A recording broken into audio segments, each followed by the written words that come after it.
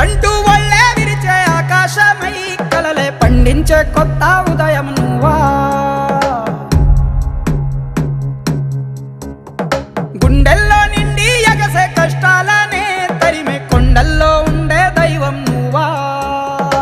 ఎదురు చూడని సాయము ఎదుట నిలిచెనుగా, చెలిమి కాదిది బంధము చేయి కలిసెనుగా. శివుని శిరసున గంగతో పుడమినే తడిపిన అపర భగీరథుడే